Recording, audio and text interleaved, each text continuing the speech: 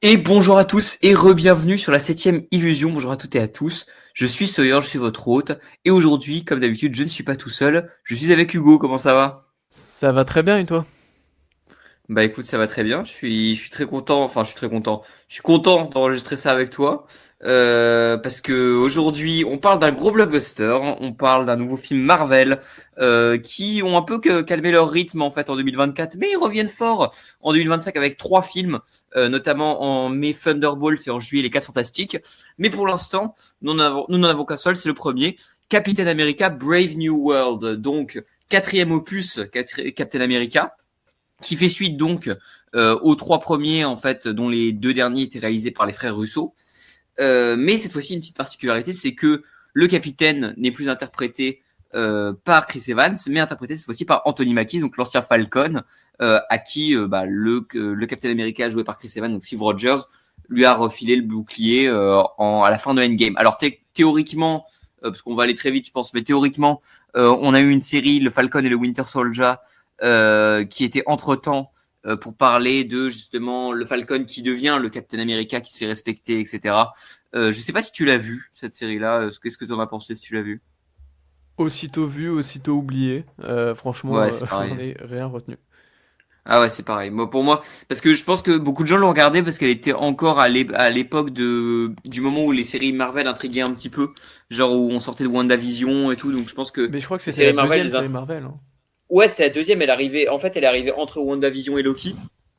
Et ils ont tout enchaîné. Maintenant, en fait, je pense que si elle sortait aujourd'hui, tu vois, personne la regarderait. Mais vu que c'était un peu c'était la deuxième, il y avait un peu encore la hype des séries.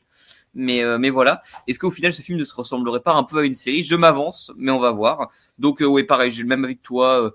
C'était pas horrible, mais c'était aussitôt vu, aussitôt oublié. Vraiment, c'était ultra anecdotique. Et en gros, tout ça pour nous dire que, bah, à la fin, Falcon devient Captain America, comme tout le monde pouvait s'y attendre, même à la fin de Endgame. Enfin bref, du coup, ce Captain America, il est réalisé par Julius Ona, donc, qui est connu pour avoir fait un seul film qui est très connu, notamment, qui s'appelle Le Cloverfield Paradox, qui est donc le troisième opus de Ten Cloverfield Lane. Alors, j'ai vu aucun film de la saga, je sais pas si toi t'en as vu.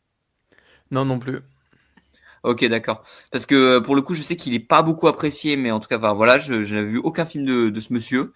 Et donc, notamment avec Anthony Mackie, aussi, la grosse particularité qu'il faut préciser, c'est Harrison Ford. Donc, le retour de Harrison Ford. Après un Indiana Jones 5 qui a divisé, voilà, c'est le cas de le dire, mais du coup qui remplace, alors je suis désolé, j'ai oublié le nom de l'ancien acteur qui jouait Thaddeus Ross donc dans le MCU, parce que du coup Thaddeus Ross c'est le personnage en fait par je sais plus qui, c'est pas ouais, William Hurt, voilà, pardon. Donc c'est William Hurt qui jouait donc le colonel Thaddeus Ross, etc., qui a été introduit dans l'incroyable Hulk. Je pense qu'on va reparler de l'incroyable Hulk dans cette critique. Et donc qui a été revu, je crois aussi dans Civil War, dans Endgame un petit peu aussi. Et donc là, du coup, William Hurt est malheureusement décédé, il est plus parmi nous, donc on l'a remplacé par Harrison Ford, donc qui vient jouer son rôle. Et du coup, de quoi ça parle, Captain America Brave New World? Et bien voilà un petit synopsis pour vous mettre dans le bain. Après avoir rencontré le nouveau président américain Thaddeus Ross, Sam se retrouve au cœur d'un incident international. Il doit découvrir la raison d'un infâme complot mondial avant que le véritable maître d'œuvre ne fasse voir le monde entier en rouge. Et bien voilà, donc ça c'est le synopsis de America Brave New World. Il se trouve qu'il y a plusieurs choses qu'on n'a pas précisées qui sont dans la bande-annonce, notamment la présence aussi au casting de Giancarlo Esposito, qui fait un homme de main. Il y a aussi un autre méchant dont on parlera peut-être un peu plus en spoiler, mais surtout le Red Hulk, qui est quand même sur les affiches, sur les trailers, etc. Et c'est quand même le gros argument de vente. Vous doutez bien qu'il va être partout dans le film. Mais voilà, bon déjà, je pense que on va pas, comme d'habitude, repréciser tout le temps notre avis avec tout le MCU. On sait plus ou moins déjà ce qu'on pense du MCU. C'est un univers qui est bancal, mais il y a quand même des très bons trucs malgré tout de temps en temps là-dedans. Moi, ce que je veux comme avis, c'est qu'est-ce que c'est ton avis sur la saga Captain America? Qu'est-ce que tu en penses? Et globalement, qu'est-ce que tu as pensé dans les très grandes lignes de ce Brave New World? La saga Captain America, c'est une saga qui, comme beaucoup de sagas chez Marvel, est compliquée. avait démarré avec un film plutôt sympathique, bien qu'on en retiendra rien de vraiment très marquant pour un blockbuster de ce type. Ça avait au moins la décence de s'éloigner un peu de la sérialisation de Marvel, puisque bah, c'était les fondements, hein. Le mythe Marvel s'est aussi construit à travers ce premier film Captain America.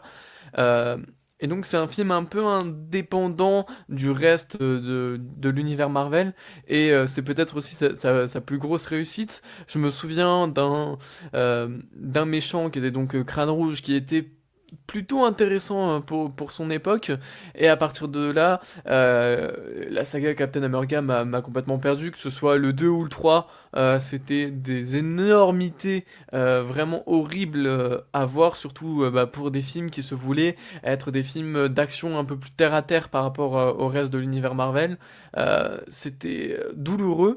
Bah, ce quatrième n'est en rien mieux, si ce n'est peut-être pire, puisque c'est aussi le Captain America le moins terre à terre de tous. Et pourtant, c'est celui qui cherche aussi peut-être à l'être le plus possible.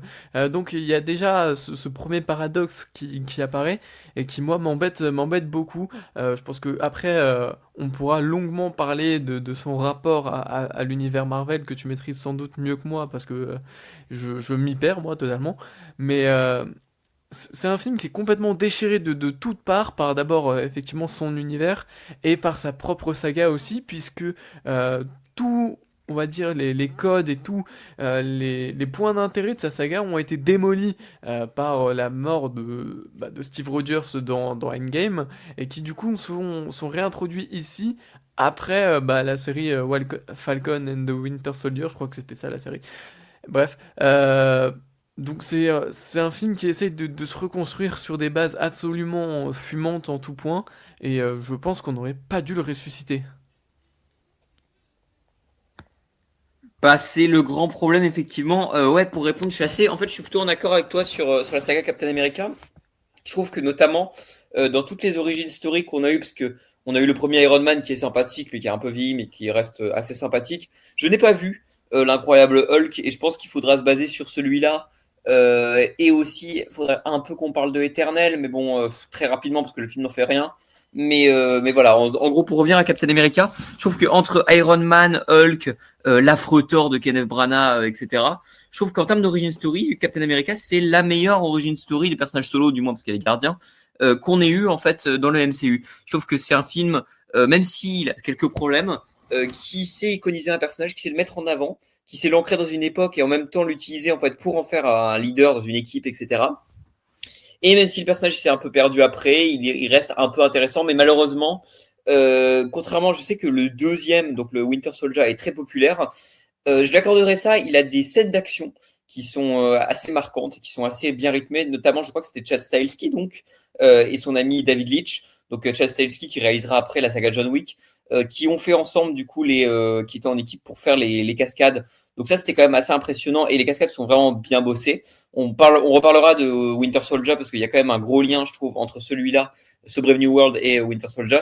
Et par contre la Civil War, alors ça devient n'importe quoi. Pour moi c'est même plus un film Captain America, c'est une espèce de sous-film Avengers où on nous vend une espèce de grande guerre pour un espèce de truc nanar. En fait pour moi tu vois, j'aime pas Batman contre Superman, je le dis souvent, mais si on critique le côté Marfa de Batman contre Superman, on est obligé de critiquer le côté de Civil War en mode tu étais mon ami, maintenant tu ne l'es plus, etc. pour des enjeux qui ne seront plus du tout utilisés par la suite.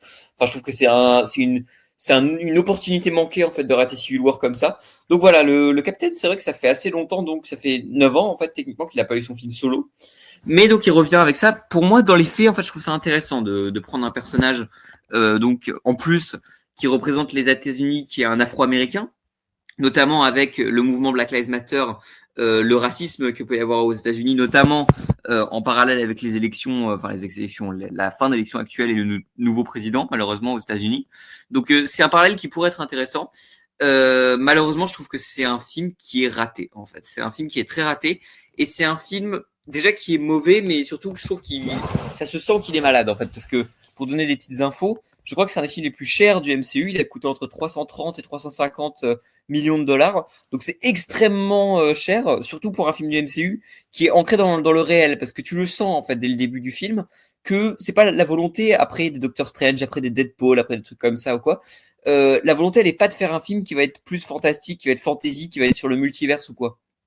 Et du coup, le problème du film, c'est que il veut être très ancré dans ce côté réel, dans ce côté polar, dans ce côté enquête, qui était déjà exploré dans Winter Soldier. Et le gros problème, c'est que déjà, en fait, moi, mon gros problème, et je pense que faut s'arrêter là-dessus déjà, c'est un film d'action. Et je trouve que toutes les scènes d'action sont ultra molles. Et niveau action, niveau découpage, et même niveau plan, ça fonctionne pas, quoi. Non, bah, bien sûr, mais ça, c'est un problème qui existait déjà justement dans Winter Soldier. C'est que peut-être qu'à une époque, on avait des scènes d'action correctement chorégraphiées, mais ça n'a jamais été une réussite en termes de montage. Je me souviens d'une scène de Winter Soldier qui se déroulait sur un pont où c'était justement le moment où Steve Rogers découvrait que Bucky était toujours en vie et tout. Bah, cette scène était absolument horrible en termes de montage, quoi. On était à la limite du vomitif, tellement c'était Et cuté, tellement d'ailleurs, ça se partageait, quoi. Mais d'ailleurs, je te coupe parce que je crois que c'est ce qu'il racontait dans des interviews de Chad Stahelski, etc. Quand ils étaient dans des interviews de John Wick, il disait que ça les faisait chier, qu'ils se faisaient chier vraiment à faire des bêtes de chorégraphie sur le truc pour que ça se fasse massacrer au montage après, en fait. Et c'est pour ça qu'ils sont passés derrière la réalisation pour faire des films comme John Wick. Mais oui, je suis d'accord avec toi, c'est que le problème, c'est qu'il y a un énorme problème de découpage au niveau du rythme. C'est-à-dire que la plupart du film est composé en chant contre chant. En fait, pour moi c'est un gros problème aussi, c'est que le film ne sait pas en fait comment tenir un polar, il sait pas le faire. Il pourrait avoir un truc. Des fois, tu sens qu'il tente de le faire dans des couloirs, des trucs un peu oppressants. En fait, il tente de faire des trucs oppressants, mais la mise en scène est tellement amateur en fait que c'est dur, hein, dit comme ça, mais j'ai l'impression vraiment de regarder une série télé. En fait, pour moi, c'est un film qui aurait pu sortir sur Disney+ et ça aurait posé problème à personne. Bah oui, mais du coup, il y a effectivement, pour revenir sur ce qu'on disait, un sérieux problème de découpage, tant dans les scènes d'action que dans absolument tout le reste du film. Même au niveau des dialogues, ils arrivent à faire des raccords un peu foireux, ce qui est quand même, pour une grosse production hollywoodienne, vraiment, vraiment, vraiment chaud. Mais sur ce rapport à la série, faut aussi se dire que quelque part, c'est un film qui fait partie d'une série. C'est un épisode de plus d'une série qui a maintenant plus de 40 épisodes, qui est le MCU. Et c'est ça qui le perd finalement, parce que effectivement, il y a une sérialisation, il y a tout un univers qu'il faut racoler, qu'il faut faire vivre et qu'il faut perdurer par la suite. Donc à partir de là, quelle est la place pour l'intrigue de l'épisode quand, entre guillemets, tu as toute une saison à faire vivre, quoi. Donc j'essaie de tisser un peu cette métaphore-là, mais le gros problème du MCU aujourd'hui, c'est qu'il a ouvert tellement de portes et qu'il est tellement étendu qu'aujourd'hui, les films, entre guillemets, avec une intention moindre, comme celui-là, un peu plus terre-à-terre, qui essayent d'avoir leur propre récit, se retrouvent dans l'incapacité de le faire parce qu'ils doivent combler certains manques. Par exemple, sans trop spoiler, il y a un lien avec les Éternels qu'on attendait, enfin que les fans de Marvel attendaient depuis un certain moment maintenant, depuis la sortie des Éternels, qui est censé être un événement majeur, mais qui... à cause de nombreux grands moments du MCU passés entre-temps, eh ben, on a totalement oublié ce truc, et du coup, À cause du fait qu'ils ont voulu j'ai un l'enterrer peu- sous le tapis à cause du flop enfin pas du flop, mais de l'accueil très tiède des Éternels aussi, quoi. Ouais aussi, mais du coup c'est le genre de truc qui est accouché au forceps parce qu'il faut bien en parler un jour dans le MCU, et que à défaut de vouloir vraiment travailler chacun de ces épisodes, parce que je vais pas employer le terme film, c'en est plus, à défaut de travailler chaque épisode, ils essayent de construire un truc un peu global en collant tout ça par le biais du fanservice. On l'a vu justement dernièrement avec l'horrible Deadpool 3, Deadpool 4, bref, je sais plus, je suis perdu. Mais ils tentent de racoler ça par le fanservice et les fans justement se contentent de regarder ça comme ils regardaient une série et plus comme ils regarderaient un film avec un début, un milieu, une fin. Et ça devient aussi problématique pour un potentiel public novice, même si est-ce qu'aujourd'hui il y a un public novice à l'univers Marvel, c'est une question qui se pose. Franchement je ne pense pas, mais cette réalisation qui au début du MCU pouvait être une idée intéressante, un peu ambitieuse, aujourd'hui est un profond handicap. Mais en fait, mais d'ailleurs, pour moi, c'est évident, parce que tu poses la question en disant est-ce qu'il y a vraiment des novices? Pour moi, pas du tout. Il y a peut-être des novices quand il y a des films comme Avengers ou comme Spider-Man, tu vois, qui sortent, ou peut-être même Deadpool d'ailleurs, parce que Deadpool, il a toujours évolué un peu à part, même dans le troisième, même s'il est ancré dans le MCU, même dans le troisième, il est assez à part.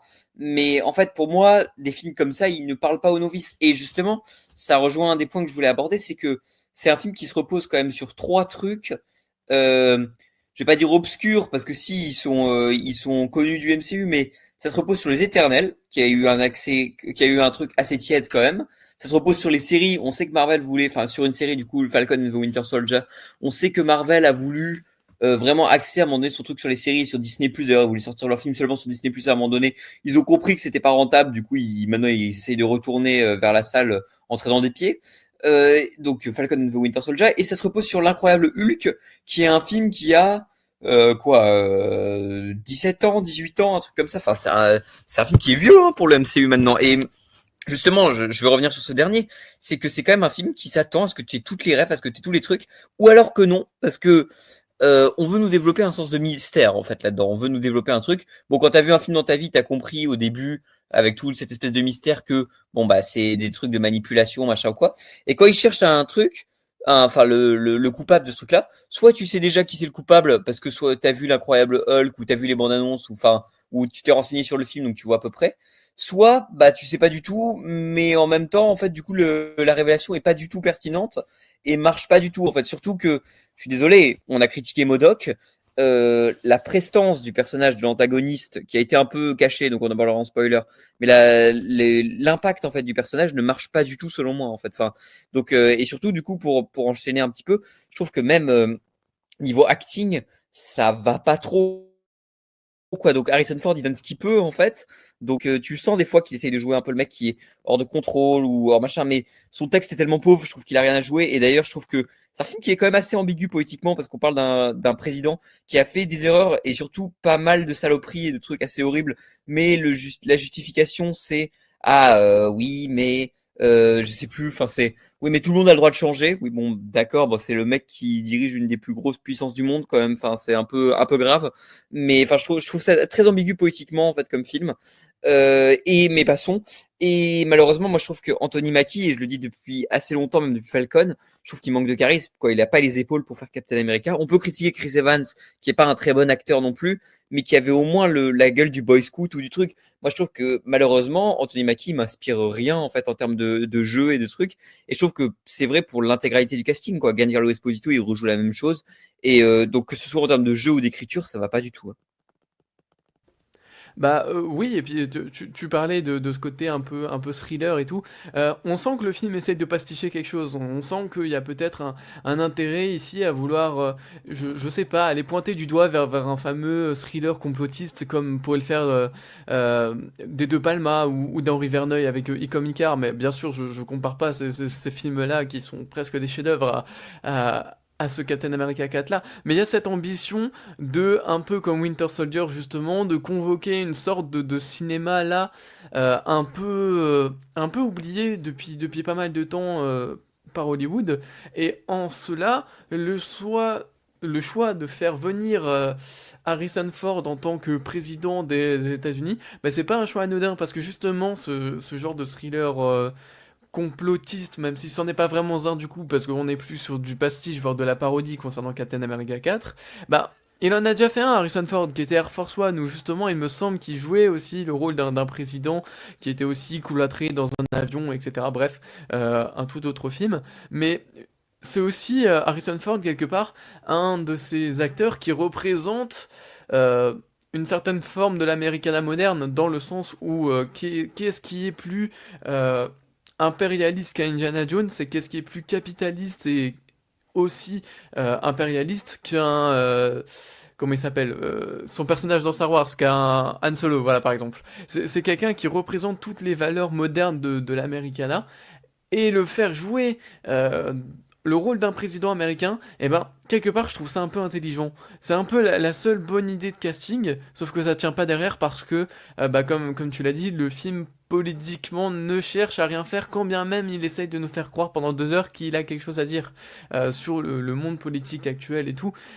C'est d'ailleurs un peu le seul film Marvel qui essaye de toucher du bout des doigts, mais alors vraiment du bout, hein, quelque chose de politique et une réflexion un tant soit peu contemporaine, euh, qui n'existera jamais vraiment, à savoir eh ben, montrer que à l'intérieur d'un président américain, quel qu'il soit, parce que bon, ils sont tous aussi mauvais les uns que les autres, se cache un monstre. Je pense que c'est pas un spoil, on peut le dire parce que c'est dans la bande-annonce, mais c'est aussi lui, Red Hulk, le fameux Hulk rouge teasé depuis longtemps.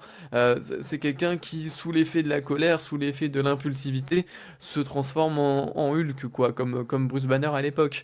Bah, il n'y a pas de parallèle politique qui est fait, alors que pour autant, on pourrait le faire. Qu'est-ce qui est horrible à l'intérieur d'un président américain, ou d'un président tout court, ou d'un président d'une grande puissance mondiale? Il y a des choses à aborder politiquement, ça c'est sûr, et même de façon très simple. Je pense que beaucoup de blockbusters seraient capables de le faire, mais lui, justement, évite, alors qu'il essaye pendant 2 heures, à travers son récit complotiste, slash politique, slash diplomatique, de nous faire croire que tout ça existe. Et d'autant plus que, tu l'as aussi cité, il y a ce côté...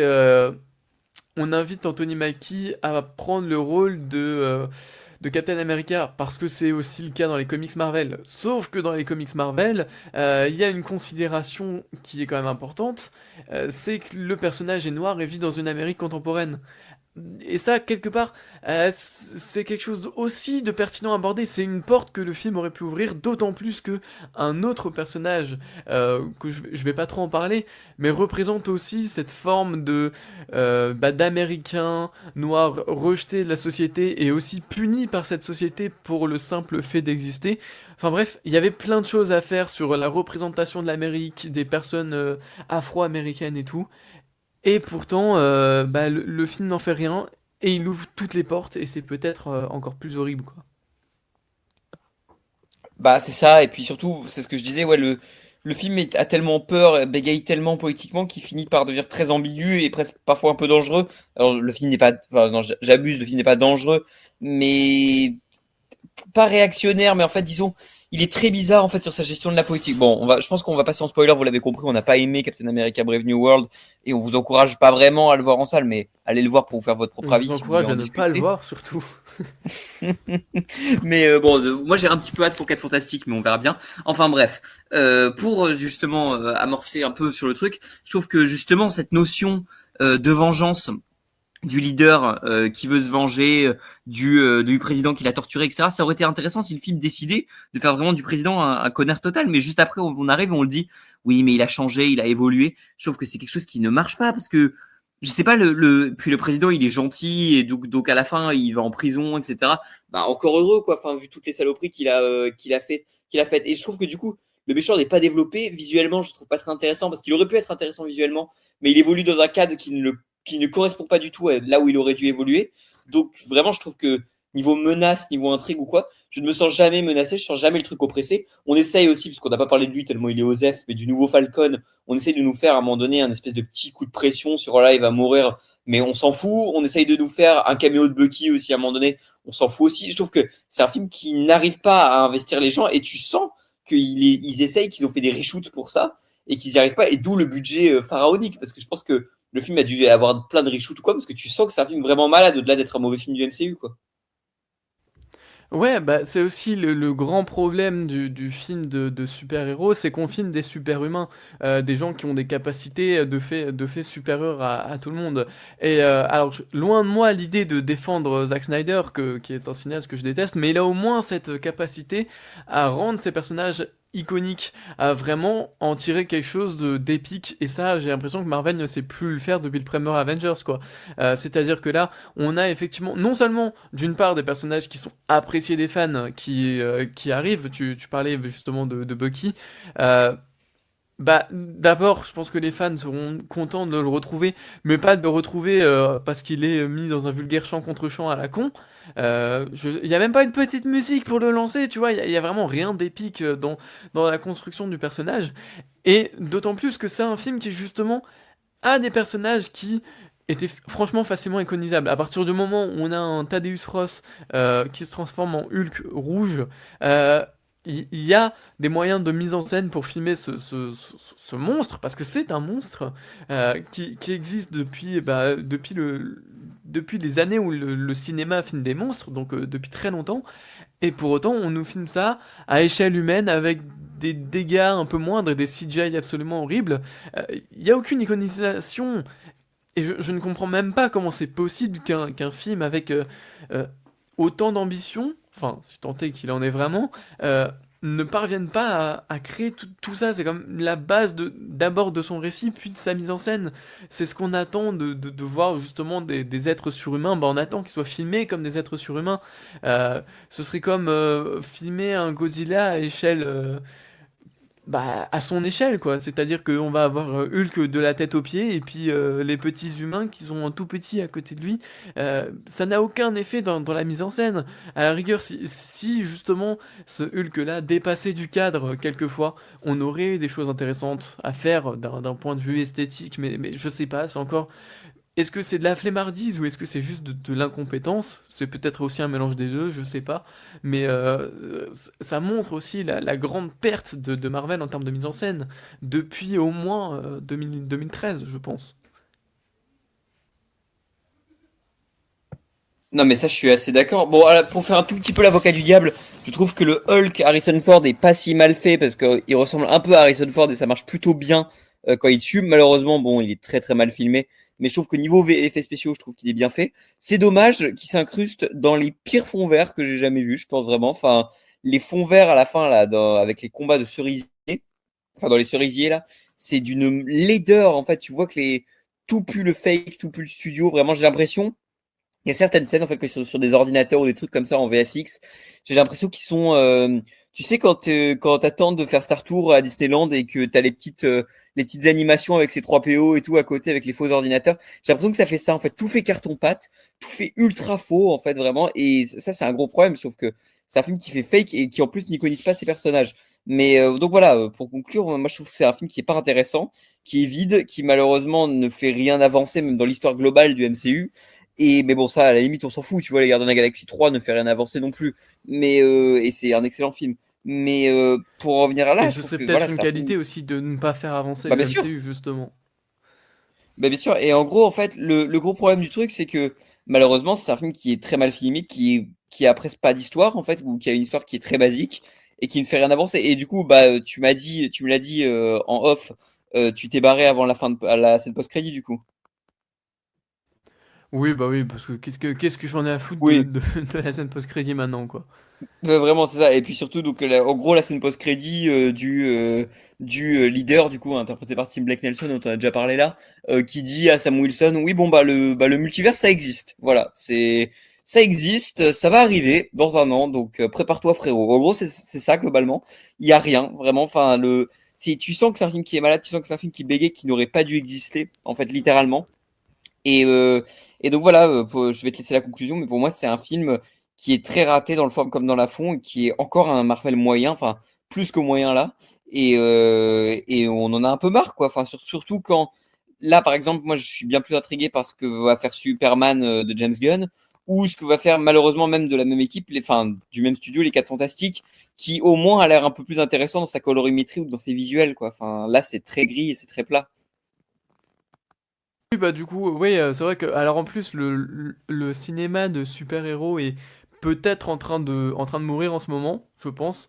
Euh, c'est peut-être aussi bénéfique que ces sorties se raréfient, que ce soit chez Marvel ou chez la concurrence, parce que bah, des films de super-héros, je pense sincèrement qu'il en faut, mais qu'il en faut des biens. Parce que c'est un peu cette entrée depuis je pense, 2008 où le film de super-héros avec le premier Iron Man devient vraiment ce qui reste du grand spectacle hollywoodien, à part quelques contre-exemples par-ci par-là dans les années 2010, comme Gravity, comme Mad Max, comme Avatar aussi. On n'a pas eu d'exceptionnels gros blockbusters. Alors c'est pas Marvel qui nous les a fournis non plus, mais ce que je veux dire c'est que peut-être que on est depuis quelques années maintenant dans une perte absolue du grand spectacle au cinéma. Je parle d'un point de vue blockbuster et de divertissement bien sûr. Et de ce principe-là, je pense que le cinéma de super-héros a encore quelque chose à jouer, à condition qu'il ne se fasse pas bouffer par l'industrie. Et donc, quelque part, voir des films Marvel comme il y en a eu quelques-uns qui flopent au box-office, c'est assez intéressant. Cependant, je trouve que aussi la critique doit s'emparer de ces films. Enfin, il serait temps que des revues un peu spécialisées en cinéma ou des revues plus mainstream se posent vraiment la question de qu'est-ce que c'est que le cinéma de super-héros, comment il parle avec le reste du cinéma de son époque et comment il communique avec son public. Parce que si aujourd'hui ce cinéma-là subsiste, c'est parce que bah, derrière il y a encore un public pour le faire tourner. Un public qui n'a pas forcément l'habitude de côtoyer autre chose que cela, et c'est pas un mal du tout, hein. On a, je pense, toi comme moi, commencé notre cinéphilie sur des gros divertissements. Moi, en l'occurrence, ça a été Marvel aussi. Euh, Bah ouais, moi c'était mais Ant-Man, donc ouais, ouais. ouais, bah, tu vois, Donc voilà. il y a peut-être cette prise de conscience aussi à amener de la part de la critique française et internationale sur la qualité de ces films et sur leur responsabilité aussi vis-à-vis du cinéma. Je pense qu'aujourd'hui, Marvel a un impact majeur sur la production hollywoodienne, rien que sur cette question de la sérialisation, et il est grand temps de se poser bah, des questions. Bah ouais, je suis totalement d'accord et je pense que c'est pas des films qui sont à oublier parce qu'il faut comprendre pourquoi ça marche pas, pourquoi c'est pas bon en fait et pourquoi et justement en comprenant pourquoi ils sont pas bons, on comprend pourquoi des blockbusters comme je sais pas Furiosa ou quoi sont excellents en fait et battent ces films-là en fait. Enfin, pas au box-office malheureusement, mais artistiquement oui. Et donc voilà, pour moi voilà c'est assez terrible justement le constat qu'on fait là, mais je pense que c'est important d'en parler. Et justement pour en parler, on va faire un mini caméo final puisque je suis allé voir avec Joe et Albator hier Captain America Brave New World. Albator n'est pas là, il est en séance de cinéma. Mais Joe, tu es là, qu'est-ce que tu as pensé très très rapidement de Captain America Brave New World? Ah, mais c'est gratiné, hein. On va dire que j'ai un sérieux doute pour savoir si le film est débile ou il est ouvertement fasciste. C'est un film qui nous parle de Trump et de l'Amérique contemporaine telle qu'on la connaît aujourd'hui. Même si, bon, mettre fascisme et Amérique, on n'a pas besoin de mettre contemporain, l'Amérique a toujours été fasciste, comme on la connaît. Et c'est un film qui te dit que, ok, le président, il y a un monstre au fond de lui, c'est le mal, mais le tuer, c'est encore pire. On rappelle que c'est un film Captain America où l'épisode 1, c'était Steve Rogers, le chétif américain qui va tuer des nazis. Maintenant, c'est le néo-nazi qui se fait tuer par des chétifs et c'est eux qu'on envoie en tôle. Bon. Mais pour moi c'est encore pire parce qu'en plus ouais, pour moi c'est Marvel, encore pire parce que ouais, c'est oui, encore pire parce qu'en bien plus sûr. c'est l'opus le plus qui peut avoir l'idéologie la plus réactionnaire, c'est celui avec un mec qui est afro-américain en Captain Oui, America et quoi. c'est surtout celui où j'ai compté le nombre de morts et de blessés, ils sont tous racisés quasiment. Euh, on te parle de faire la guerre avec le Japon. Pourquoi le Japon? Parce que Trump, il aime pas les Nord-Coréens. Et que parler de la Corée du Nord dans un Marvel, c'est un peu hard. Donc on va dire qu'il veut faire la Mais guerre au Japon. Mais de toute façon, le film est très ambigu parce qu'en plus, il veut parler des républicains. C'est pas pour rien Et que le le film parle président vraiment du il est le rouge comme les républicains, quoi. Oui, mais le film veut te parler du mal américain, mais le problème c'est que Bien sûr. il adapte ce prisme du mal et que via sa fin, il soutient Trump. Ça Mais qui en est plus, mais un peu dommage. pour moi, c'est encore pire parce que on en parlait justement avec Théo en off. Mais je trouve ça assez terrible que le film se termine quand même sur un morceau de Kendrick Lamar, qui est un Oui, mec qui là je vais en revendique tout arriver le temps là. la Pour politique. moi, Non, mais Kendrick qui est le Lamar mec Ouais, est vas-y, vas-y. devenu un artiste fasciste. Alors, Il se non, veut, pas du tout. désolé, je vais arriver là. Kendrick Lamar est un artiste qui est engagé. J'apprécie la persona de l'artiste, mais à accepter pour la deuxième fois un film Marvel, c'est quelqu'un qui te met ses convictions politiques de côté pour te faire de la thune. Et Moi, il va je te pense pas dire que ce des soit lui trucs qui est ouvertement accepté, fascistes. mais. Black Panther, c'est un film qui est pro-dictature, qui est dégueulasse, qui est raciste, qui est fasciste. Il va te faire la BO avec ça. Et après, qu'est-ce qu'il Sachez Mais- que, faut, il sachez faut te que faire un Joe est film venu pro- exprès pour tacler Kendrick Lamar et le traiter de Ouais, fasciste. Joe est juste là pour défoncer Kendrick Lamar, mais bon, c'est pas Mais grave. ceci dit, il a Écoute, raison. mais bon Dieu Alipa à Milan à toi. Mais écoutez, faites-vous votre propre avis sur Captain America Brave New World ou pas. Si vous l'avez déjà vu, dites-nous ce que vous en pensez dans les commentaires, en tout cas, et n'hésitez pas à lâcher un like, partager évidemment pour soutenir l'émission. Je remercie les personnes autour de moi qui ont parlé du film. Merci beaucoup à toi, Hugo. Mais je t'en prie, merci à toi.